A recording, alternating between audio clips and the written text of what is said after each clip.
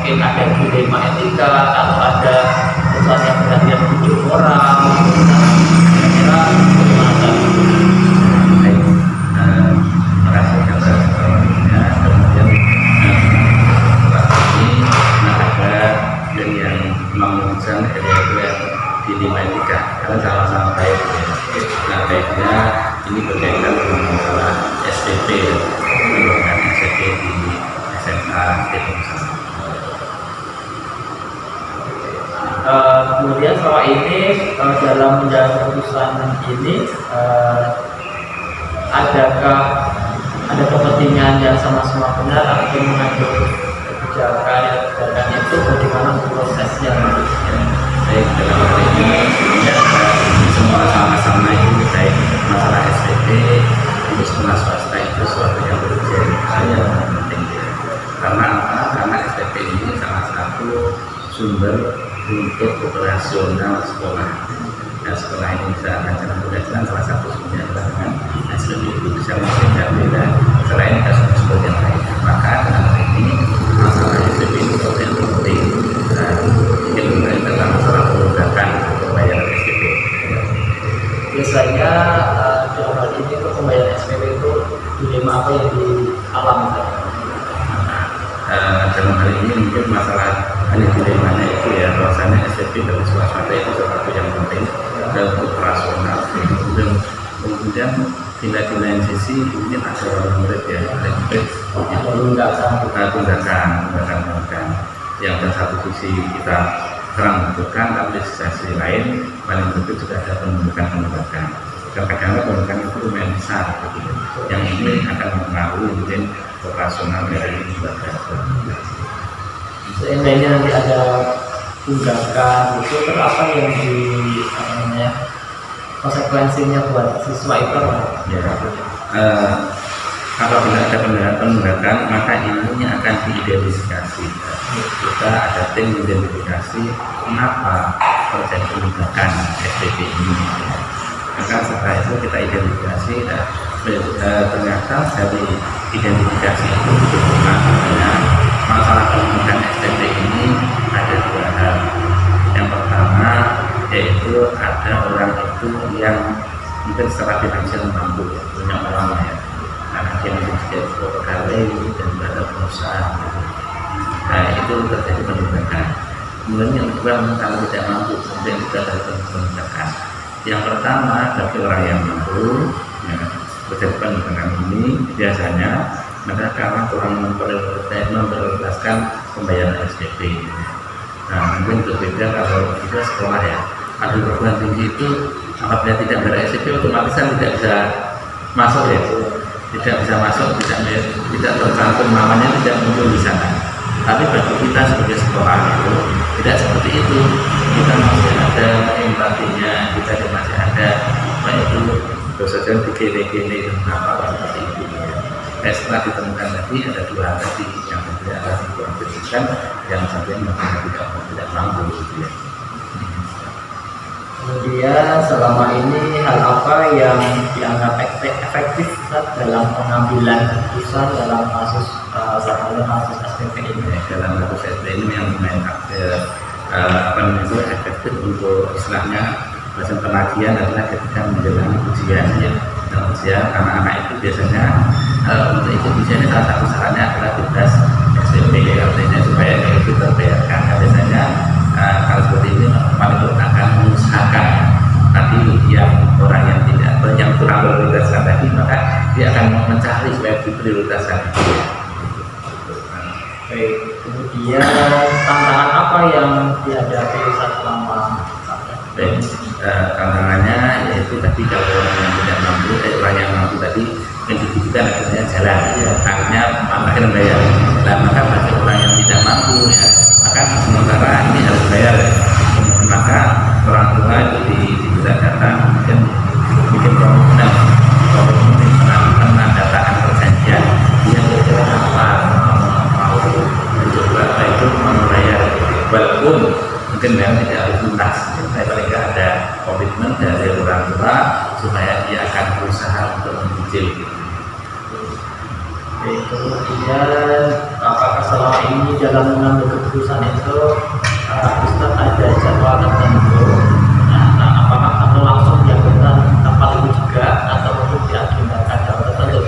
Ya, ini tidak mesti ya, ada yang satu mungkin bagi orang-orang yang mungkin tidak belum prioritas, maka mungkin segera ada keputusan bagi orang yang nanti dijadwalkan ya. Dan terutama memang penjadwalan ini memang ketika menjelang ujian itu sangat berperannya, karena ini termasuk hal yang efektif untuk supaya tadi kalau tadi membayar security. Jadi ada namanya prosedur gitu ya untuk keputusan itu. Salah satunya dengan dijadwalkan rapat itu Ya, tidak makanya. Kemudian adakah orang atau faktor apa yang mempermudah Ustaz dalam keputusan? Ini ada pihak lain gitu. Ya, kami ini karena kami di bawah sebuah yayasan dalam hal ini yang bersangkutan, maka ini dalam mengambil segala keputusan itu kita bisa melibatkan atau musyawarahkan dengan pimpinan, karena nanti keputusan ini musyawarah itu apabila kita memutuskan dan musyawarah itu maka dari kita yang membuat kita membantu untuk proses dalam masa ini. Kemudian dari semua hal yang telah disampaikan tadi Ustaz, pembelajaran apa yang dapat dipetik dari pengalaman Ustaz dalam mengambil keputusan? Dalam ini pelajarannya yaitu apabila kita punya urusan maka kita tidak cukup bertindak ya SPP tadi ya, apabila sudah punya lapor keberatan segera diprioritaskan gitu ya. Nanti karena kalau sudah untuk banyak nomornya nanti akan berat gitu ya. Maka ada cerita ya, ada seorang pada waktu itu yang kurangnya biasa, pekerjaan itu biasa, tetapi karena bisa memprioritaskan orang ada juga. Tapi ada juga orang itu yang karena kurang prioritaskan, dia juga banyak dengan mungkin mampu, tapi kurang prioritaskan akhirnya maka ini kita harus bisa menggunakan itu awalnya gitu ya, prioritas ya, prioritas namanya yang dilakukan dalam kehidupan itu.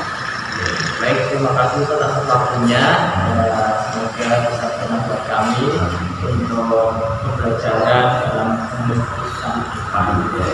Baik, demikian wawancara saya dengan Ustaz Komarudin SPDI, Kepala Sekolah SMA Islam Negeri Salam Bangunan Jakarta. Assalamualaikum warahmatullahi wabarakatuh. Waalaikumsalam. Assalamualaikum warahmatullahi wabarakatuh. Assalamualaikum. Sebelumnya perkenalkan, saya Priyo Yulianto, salah satu calon guru penggerak dari SMA IT Baitul Salam Prambanan. Saya minta waktunya saja untuk wawancarai kepala sekolah SMA IT Abu Bakar, yaitu Rian Saja Nurhasanah. Di sini saya akan bertanya-tanya berkaitan dengan pengalaman saja terkait dalam pengambilan keputusan gitu. Selama ini apakah dalam mengambil keputusan itu ada kasus-kasus yang mungkin menjadi dilema gitu ya, atau mungkin bisa dilema etika, atau bisa juga mungkin dilema karena bujukan moral, bujukan orang lain. Nah gitu biasanya gimana sobat? Baik kasus ya berarti ya. Apa ya? Bismillah, saya mulai dari mungkin yang pernah saya hadapi aja. Di sekolah kami kan swasta ya, jadi aturan main yang kita buat kan berdasarkan kesepakatan ya. Jadi di sekolah kami semua kegiatan atau semua program itu selalu kita buatkan SOP ya. SOP itu kita susun bersama-sama dengan guru begitu ya, kemudian kita sosialisasi kepada siswa, orang tua ya.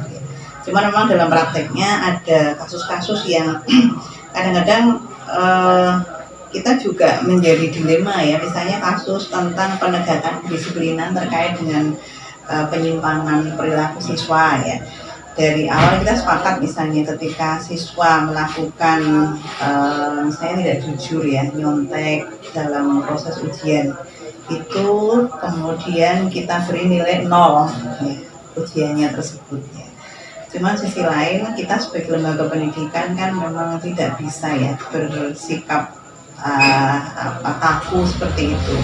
Perlu ada banyak hal yang ditinjau, apalagi pendidikan itu sebuah proses, sehingga di situ perlu ada penyikapan yang mungkin dilihat dari konteksnya gitu ya. Ketika ada kasus begitu biasanya kami kepanggil siswa itu apa yang menjadi penyebab ya, latar belakang kamu melakukan perilaku menyimpang ya, kemudian kira-kira ketika nilai kamu 0 itu bagaimana gitu ya. Ternyata memang menyakitkan ya bagi sisi siswa gitu ya, karena toh itu sebuah proses, bisa jadi dengan pengalaman dia yang negatif itu ketika berikan nasihat dalam proses perjalanannya akan mengalami perubahan. Akhirnya kita juga kadang-kadang membuat kebijakan-kebijakan yang disesuaikan dengan situasi ya. Itu kasus menyontek, sehingga kita beri proses pembinaan, kemudian nanti misalnya ulangan ulangi lagi gitu ya dengan soal yang berbeda. Dan kemudian ada surat perjanjian dan sebagainya yang membuat akhirnya SOP yang awalnya mungkin terkesan kaku dalam implementasinya itu tidak harus seperti itu ya, tapi bisa disesuaikan dengan situasi dan kondisi. Akhirnya muncullah kebijakan-kebijakan yang membuat penyelamatan dalam tanda kutip, siswa juga punya hak untuk melakukan ini ya, proses kelanjutan dalam belajar gitu ya. Sisi lain kita juga menghormati ya SOP yang telah kita tetapkan. Itu misalnya contohnya, masuk nggak kasus seperti itu? Atau misalnya kasus perilaku akhlak gitu ya. Akhlak itu kami juga di sekolah Islam ada misalnya kesepakatan kalau di usia SMA itu kan sering ada kasus pacaran gitu ya. Kalau ketahuan pacaran sekali gitu ya, konsekuensinya atau disiplin positif yang kita tetapkan adalah anak itu harus melakukan atau menjalani pembinaan ya. Kemudian ketika kasus itu berulang ya, ada satu perjanjian di situ, kamu harus mengundurkan diri ya, dikembalikan pada orang tua misalnya. Nah di situ ada hal-hal yang kadang-kadang kita harus meninjau ya, hal-hal yang mengitarinya ya secara kontekstual seperti apa, sehingga muncullah kebijakan-kebijakan yang memang disesuaikan dengan kasus by kasus gitu. Atau misalnya kasus apalagi ya untuk memperkuat ketika mau ujian, biasanya kita kan menjadikan ujian itu sebagai momen untuk mengingatkan orang tua membayar SPP gitu ya, atau membayar administrasi keuangan ya. Ada banyak ini sih faktor ya kenapa orang tua itu kadang-kadang belum melaksanakan kewajiban administrasinya itu sampai kurun waktu tertentu gitu ya. Kalau sekolah swasta kan menjadikan momen itu sebagai momen untuk nagih gitu ya sebelum ujian itu. Kadang-kadang kita juga satu sisi harus membuat punishment bagi yang belum menyelesaikan administrasi, anak-anak ini apakah boleh ujian atau tidak gitu ya. Nah secara SOP memang kita tidak boleh mengikuti ujian gitu ya, cuman kan bahasanya tidak sesakral itu ya, ada bahasa kompromi ya, dilihat konteksnya apakah si orang tua itu memang benar-benar nggak punya uang, atau mungkin hanya abai, dia punya uang tapi belum sempat atau lupa kalau ini ya harus melaksanakan kewajiban. Di situ dilihat dari sisi konteksnya ya, konteks masalah tersebut. Jadi dalam hal ini mungkin hal-hal yang lebih efektif dalam mengambil keputusan, salah satunya kalau misalkan di bidang SPP berarti adanya ujian itu lebih efektif ya misalnya untuk penarikan momen ujian menjadi ya momen efektif ya untuk ini menagih gitu ya. Kemudian berkaitan dengan mungkin dalam mengambil keputusan ada tantangan-tantangan sendiri saja dalam mengambil keputusan itu, kira-kira tantangan apa saja yang dihadapi gitu. Ya memang ketika kita mau mengambil keputusan itu mesti disesuaikan dengan situasi ya. Jadi perlu dianalisis masalahnya itu apa gitu ya. Kemudian kalau kasusnya siswa ya, setiap siswa itu kan punya ini ya, punya latar belakang, punya masalah yang berbeda-beda gitu ya. Jadi di situ perlu analisis ya, analisis kasus, kemudian analisis kontekstual yang mengitari ini ya, permasalahan di sekitar siswa tersebut gitu. Seperti itu. Kemudian dalam menentukan atau memutuskan suatu kasus, biasanya Ustazah itu apakah perlu menjadwalkan ya, dalam hal ini mungkin perlu dirapatkan dengan tim atau langsung menyelesaikan di tempat itu juga gitu, dengan keputusan sendiri misalkan.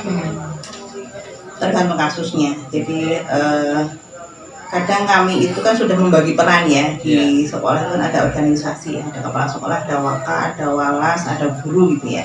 Di setiap ini setiap ketugasan itu kan ada apa ya, pembagian wilayah ya untuk menyelesaikan kasus-kasus ya. Kalau kasus misalnya kasus nyontek tadi misalnya ya, kan guru juga memiliki kewajiban ya untuk menegur si siswa ketika menyontek ya. Cuman kalau kasusnya sudah masuk ke wilayah yang menerobos SOP yang telah ditetapkan menjadi kasus, kan ada kasus ringan, kasus sedang, kasus berat gitu ya. Jadi situ perlu diklasifikasikan kasus-kasus tersebut. Kalau kasus ringan biasanya guru walas selesai gitu ya. Kami punya mekanisme, misalnya kasus kenakalan dalam tanda kutip siswa gitu ya. Itu biasanya selesai di guru gitu ya. Kalau guru sudah selesai ya sudah gitu ya. Kemudian kalau memang kasus itu berlanjut masuk ke wali kelas, kemudian BK, kesiswaan, baru kemudian ke tingkat kepala sekolah itu ketika sudah harus melibatkan orang tua gitu ya. Misalnya pemanggilan orang tua dalam kasus-kasus yang sudah berat itu biasanya melibatkan kepala sekolah. Cuma dalam prosesnya tetap ada ini ya, hierarki penanganan gitu ya. Ada ya syuro-syuro di tingkat-tingkat, musyawarah ya di tingkat-tingkat ini ya, sesuai dengan levelnya. Kemudian mungkin adakah seseorang atau pihak itu sudah yang selama ini mempermudah atau membantu dalam mengambil keputusan gitu? Ya kalau saya sebagai kepala sekolah itu kan kami ya tidak berjalan sendirian, kami teamwork ya. Jadi tadi saya sebut saya sebagai kepala sekolah, kemudian ada teman-teman waka, kemudian ada wali kelas gitu ya, ada BK, ada guru gitu ya, ada karyawan, semuanya kita libatkan sesuai dengan porsinya masing-masing. Kemudian nih yang terakhir sudah dari semua hal yang telah disampaikan tadi, mungkin pembelajaran apa yang bisa yang didapatkan dalam mengambil keputusan itu? Ya kita itu dalam berorganisasi memang tidak bisa sendiri ya, jadi harus kerjasama dengan orang lain gitu ya. Kemudian semangat untuk selalu saling mengisi ya, kita berkolaborasi dengan perannya masing-masing. Kemudian sebagai seorang pimpinan memang dituntut sikap apa ya, bijaksana, diawali dengan langkah-langkah yang sistematis ya untuk bisa menyelesaikan kasus by kasus gitu ya. Jadi semua kasus itu perlu dianalisis ya, plus minusnya gitu ya. Yang sebenarnya kalau dalam tata kelola sekolah ya, dengan munculnya SOP itu sebenarnya kita sudah menyiapkan ya tentang alur kerja yang mestinya dilakukan untuk pengawalan sebuah program gitu ya, baik secara preventif maupun kuratif. Baik, itu saja Ustazah, terima kasih atas waktunya. Telah diberikan kesempatan untuk wawancara berkaitan dengan pengambilan keputusan di sekolahan.